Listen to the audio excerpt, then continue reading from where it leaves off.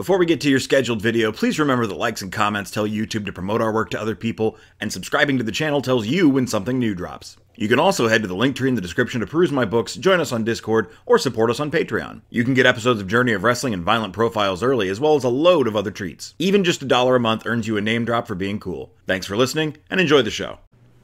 Greetings and salutations, fellow law-abiding citizens. It is I, Eric J. Chucky, joined as always by Judge the Boy. Hey. No, I meant, like, we should judge you. Judging a judge. Sentence. 2 years. ISO cubes. Thanks, Train. I don't know if y'all heard that, but it tooted. This is the Tuners Podcast. Today we're talking about the 2012 movie Dredd. But before we get into that, I would like to talk about who's cool, which includes Rob, a guy from Ohio, Passion Killer 711, and Destrucity KTL for the low, low price of $1 a month. You could also be cool. And for $15 a month, you get to tell us what podcast to do. And that's one of these. Yeah. So thanks for that, a guy from Ohio. Yeah. We watched Dredd. We sure did. It was, alright. Spoiler-free review. I liked it quite a bit. Wasn't my favorite movie ever, but I think it was a very fun movie, and for the time it was made, pretty, I wouldn't say ahead of its time, but, like, a great example of action movies of that era. I would say it's something good to watch on USA on a weekend while you're doing something else. I didn't dislike it overall. All right. Non-spoiler free review section. Spoilery review, if you wanted less words in that. True, yeah. Yeah. I don't like spoilery. Yeah, because sometimes we still don't end up really talking spoilers. Also, spoilery, the word I don't like. Okay. I don't know why, it's got What if we used bad it syllables. with an E, and it was like regarding a pirate's treasure? They're spoils. They're spoilery.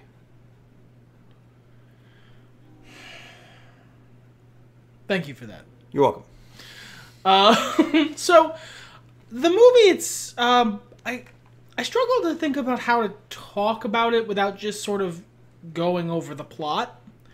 So I'm going to do that. It's a pretty simple story, ultimately. We are introduced to Mega City 1 by a brief little narration from Karl Urban's Judge Dredd. There's a brief little intro chase scene to set the tone for the movie. And then Dredd is given a prospective candidate for being a new judge. And they go and handle a case.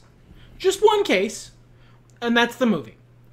I actually kind of like that because it very much implies that that's what his normal day is like. This was an average day in Judge Dredd's life. Kind of a quiet one, honestly. Yeah. He only had to, like, murder 40 or 50 dudes. That's a low-effort day. Yeah. That's a smooth sailing day. I think there's probably the easiest way to approach this podcast is to address the contrast. White and I have different opinions on this movie. Neither of us, like, loved it or hated it. I liked it and thought it was pretty fun. You, less so. It was fine. I'm remembering some of my nitpicks, and I'm trying not to dive into that first. I think my greatest problem with this film is that while I'm not like an encyclopedia, I would say I'm a pretty casual fan of Judge Dredd from the comic books. I would say you are a more serious fan than I am. I would qualify myself as a casual fan, and you clearly knew a lot more about Judge Dredd than I did. Well, mostly his characterization. And it's not that he's off the mark here. It's just that they've gone with a very specific and very cinema-safe characterization of Judge Dredd. And, like, how could I possibly fault them for wanting to make money with their movie? Yeah, that's a perfectly reasonable thing to do. But I went into this wanting to see a Judge Dredd movie. and I got more of just kind of like an action movie featuring a very Judge Dredd-like character, whereas you went in wanting to see an action movie and you received it. I received a really good action movie. A really well-made action movie with a very Judge Dredd-like character in it, which is great. I was really missing the satire, basically. And I don't necessarily mean that it needed to be an over-the-top parody. He wasn't that couple of... You needed a few more points into, like, arch. High concept. Sure. Hyper-realistic. You wanted something that is a little bit just outside the realm of what is, like, grounded. I didn't want to go full Southland Tales, but I would have liked it if we were a little closer to the Batman, in terms of taking something normal and grounded and giving it that little extra bit of oomph. I think that's one of the best parts about Judge Dredd and what makes him such an interesting character to read about and learn about, because when I finally got your understanding, I likened it to the American version of Dragon Ball Z. Which I think is a really good comparison. Whereas the Japanese version is very clearly a parody that people loved either because of or in spite of that.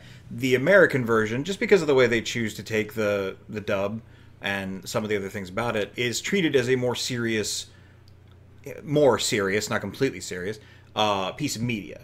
You know, if you ask somebody our age what they enjoyed about Dragon Ball Z as a teenager, they'd be like, oh, the cool fight scenes and the characters, and Vegeta was a badass, and they wouldn't be like, it was so funny.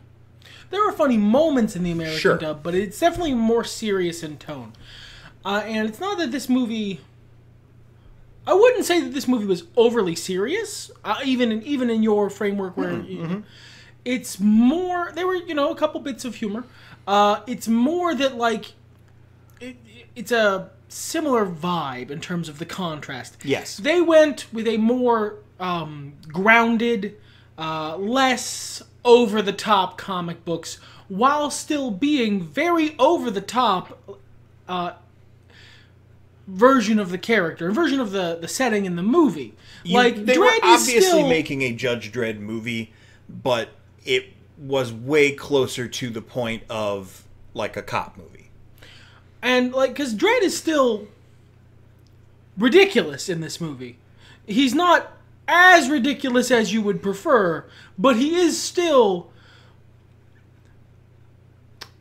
like a throwback to an 80s action hero in a movie that was made in the 2010s. That's still way over the top. Arnold Schwarzenegger's character from Commando stands out real hard in a movie in the 2010s. Sure, he'd be really, really goofy. I think he's goofier than this movie. But, like, that's about where Dredd lands, because he is... I think I described him like... there's another character in Pacific Rim called Stacker Pentecost. He describes himself as a fixed point in the movie. And that's kind of how Dredd is in this movie. He is a monolith. He is a fixed point. He is not moving. The world is forced to adapt to his presence. Whereas if you're not doing the storyline where Dredd gets disillusioned, he should probably be more of a fanatic. Not like an enthusiastic fanatic. He's very matter-of-fact in all things he does, but, like, he loves the law. Whereas this character seems human. He's an upholder of the law. He takes it very seriously. He recognizes it as important. To make reference to something I discovered after the fact, he's a lot more RoboCop, which was inspired by Judge Dredd, than he is Judge Dredd. RoboCop in terms of operational ideals for the people that made him. Like, he takes the law very seriously, but he doesn't have he's not...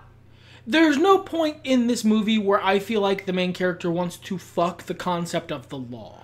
He just doesn't stand around and go, this entire block is under arrest. Like it's not that Judge Dredd. He's more pragmatic than that. Yeah, very practical. I actually like that. Not all changes in adaptation are bad. I like that change. It makes a character who is more fun to watch and easier to root for. Yeah, it's more digestible for general audiences. I cannot... Like, it's so hard to be critical of this because I cannot fault the filmmakers for doing it. Another aside, if I may, I discovered in my research afterward, I like to research the movie after, so we have something to fill this half hour with. Duncan Jones was asked to direct. Okay. And turned it down because the script was too serious. Okay.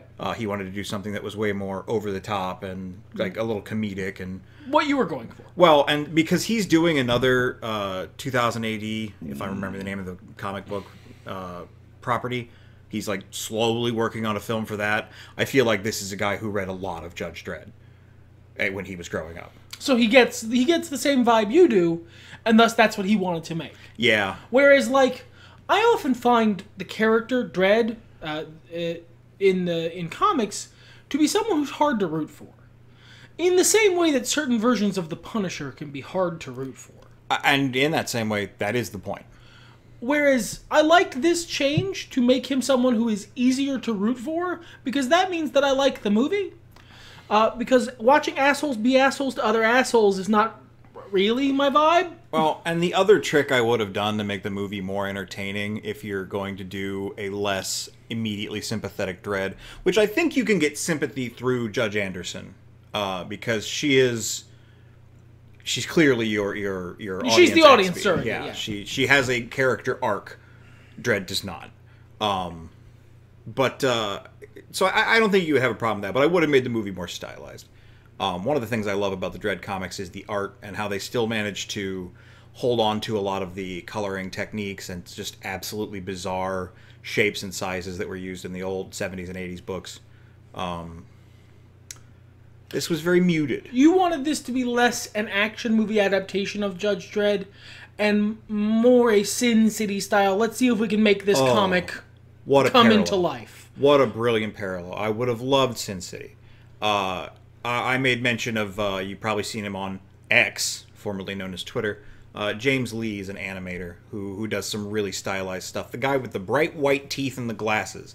God, I would have loved to have seen scowling bright white Judge Dredd teeth with that animation style and that kind of like almost herky-jerky, super real. It would have been really cool. You wanted it to be something, a very... You wanted the comic panels to leap off the screen, leap off the comic, and become the movie. In an ideal world.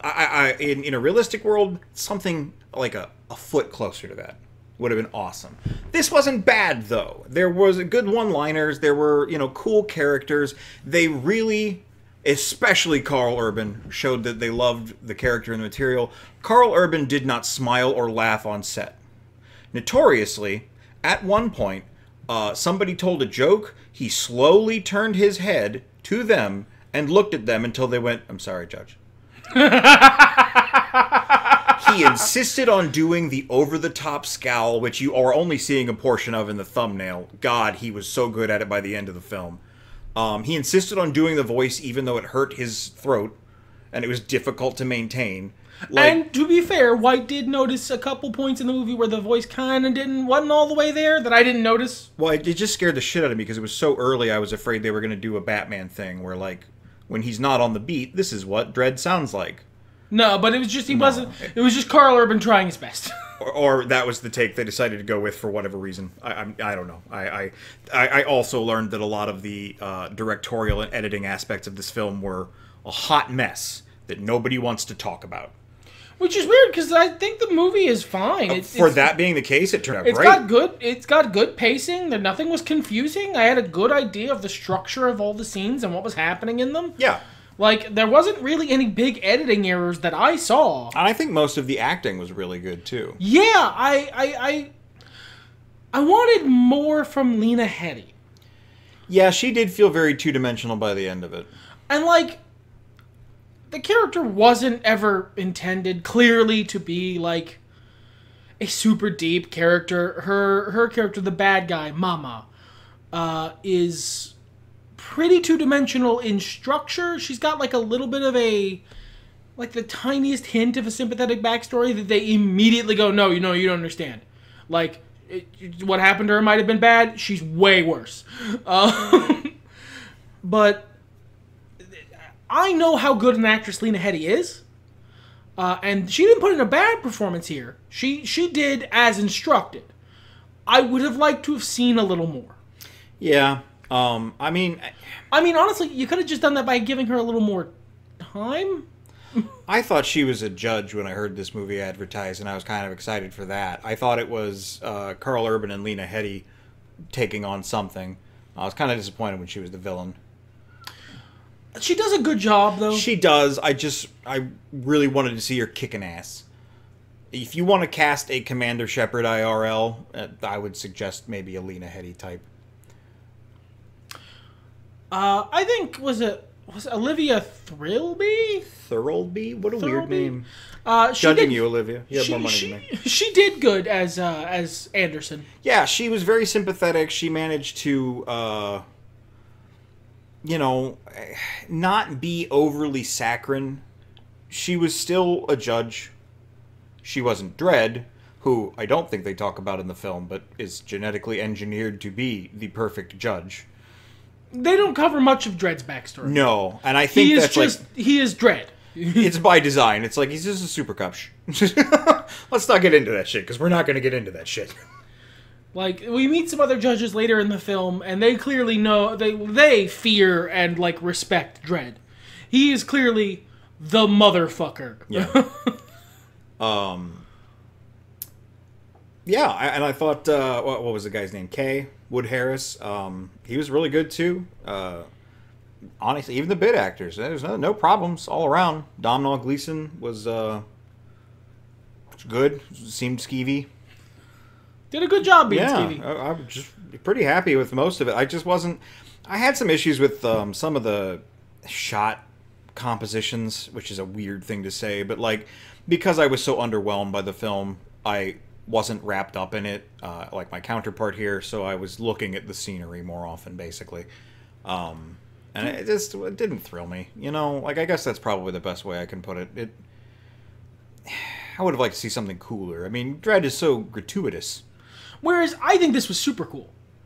It wasn't... It doesn't, for me, it doesn't have to be comics panel cool to be cool. Well, and this is the difference between the two of us, and I suppose we should mention this, because longtime listeners know. Ultimo Dragon knows. But not everyone does. I'm not huge into your Jason Bourne-style action movies.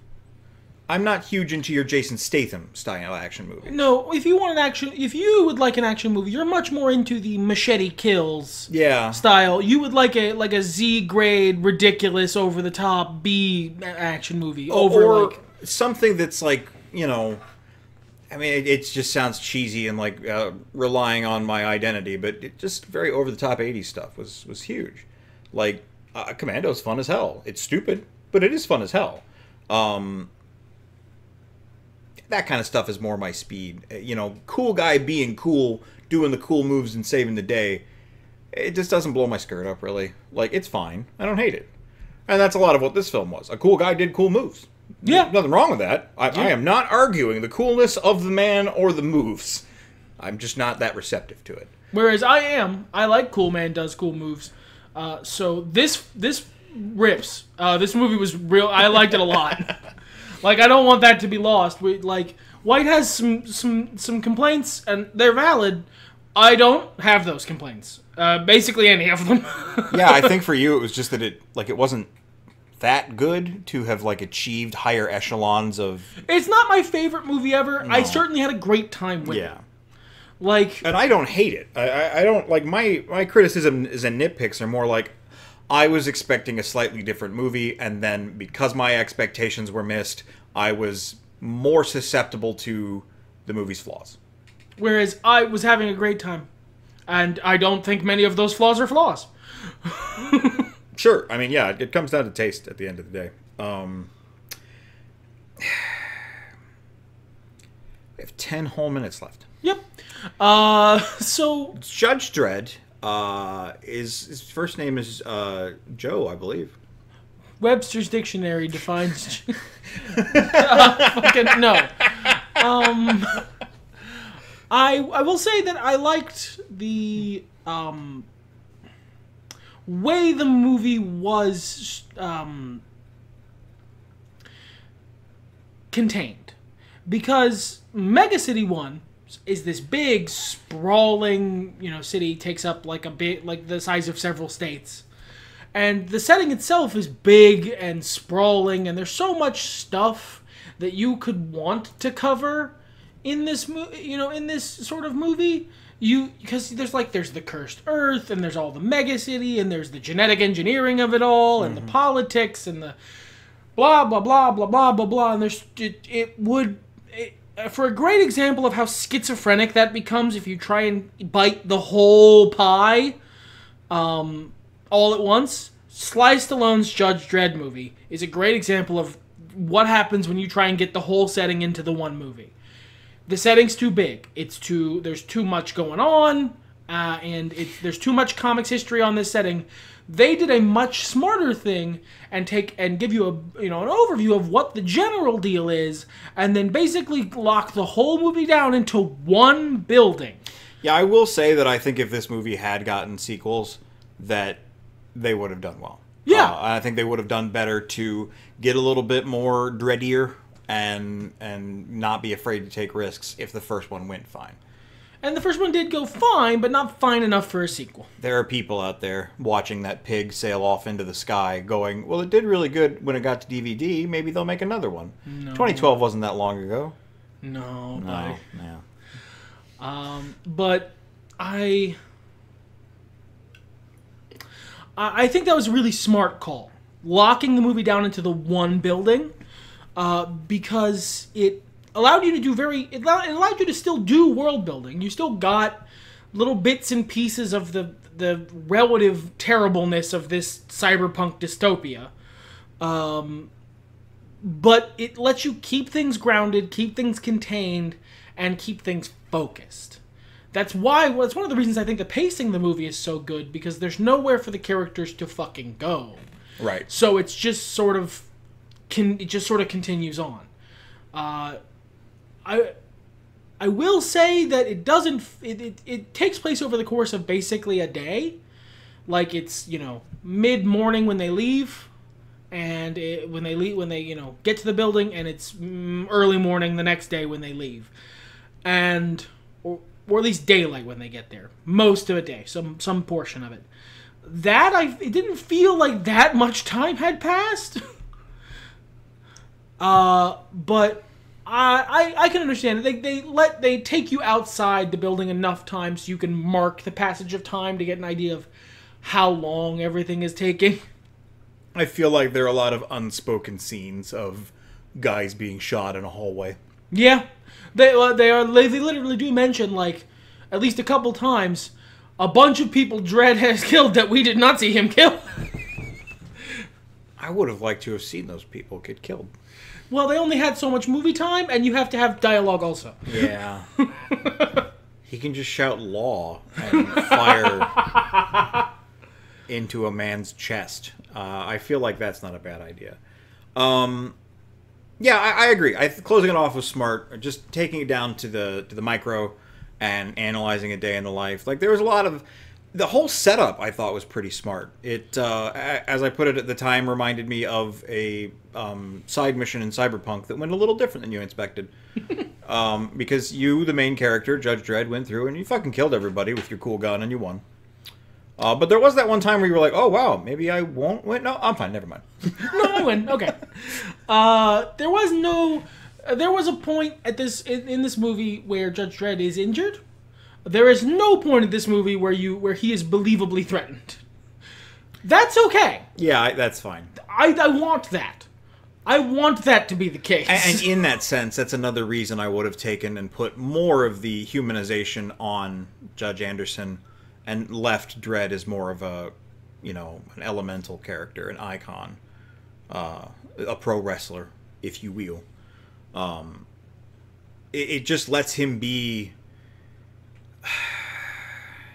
It lets him be the Batman. It lets him be this iconic, dark figure, speaking of the Batman, who is a phantom, who is a fairy tale, who is a ghost story. Let that concept breathe and, deal with the human side with Bruce Wayne, or in this case with Judge Anderson, because there is no Bruce Wayne to Dredd. No, he's like that all the time. He's like That's that all his the whole time. day. Yeah. Every day. He's what Peacemaker wishes he was. Genuinely, yes. Like, right down to the helmet and the outfit. Yeah. And if you could ask Peacemaker, do you wish you were Judge Dredd? And he would go, yes, you've got it. Who doesn't? Yeah. And why wouldn't I?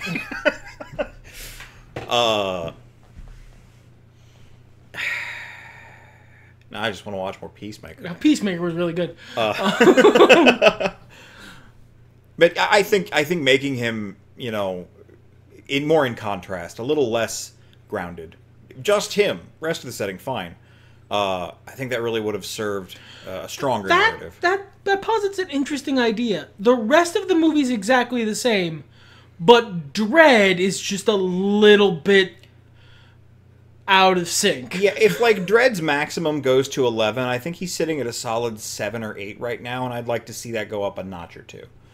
I think that might be an interesting movie where everything else is the same, but Dredd is just a little more. Yeah. Well, and that's basically the comic, is that he is this baffling, icon of law, this uncompromising, I have this power and I will use it. And he's Jason Voorhees, but a cop. I mean, to a certain extent, yeah.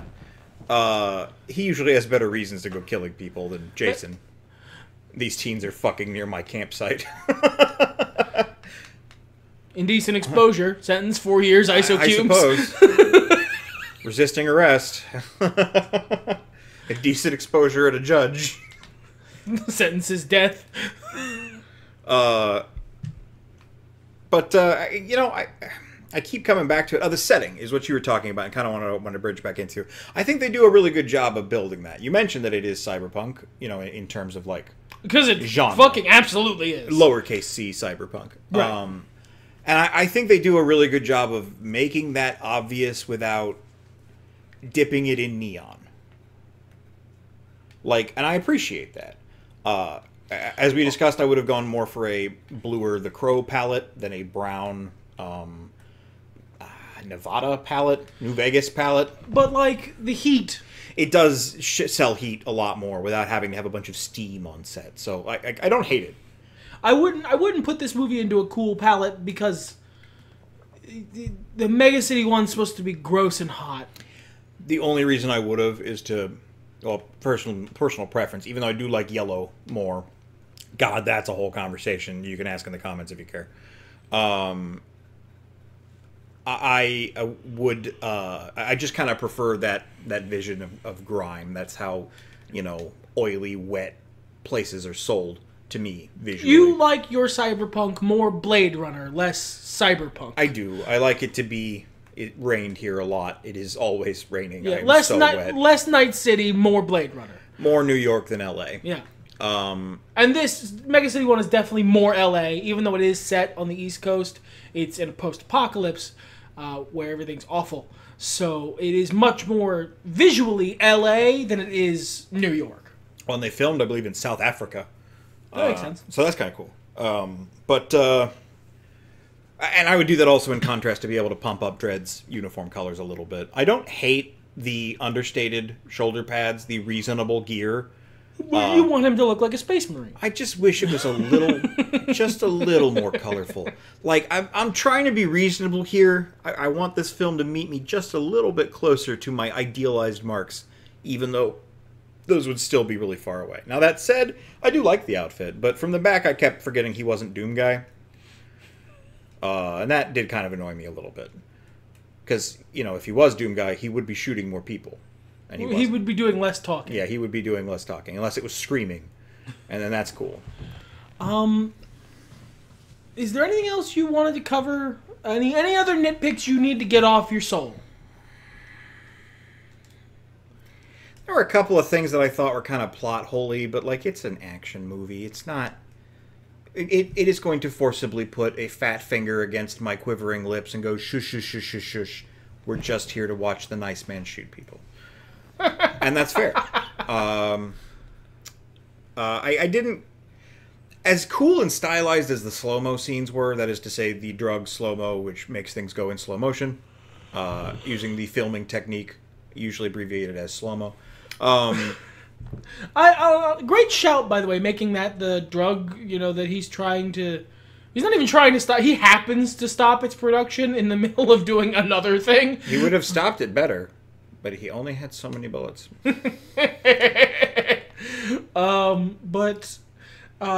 It's a great shout for the movie to include that as an element because it allows you to do these, very, very oversaturated and bright sequences. All the slow-mo sequences are in that bright, over-the-top color palette.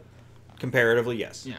I would have liked to see a little bit more stylistic stuff in the rest of the film. Not to the same degree, obviously. It has to contrast for a reason, and I sure don't want to watch this on 1.5 speed. I don't know.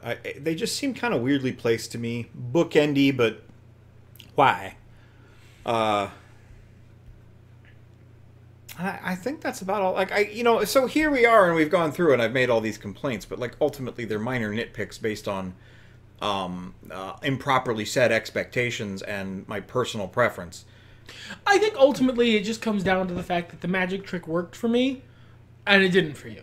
And thus I was just bubbling along, having a great time, and because you weren't sucked in, you were able to see... Well, they're not in a forest. That's just set dressing. Right? Yeah.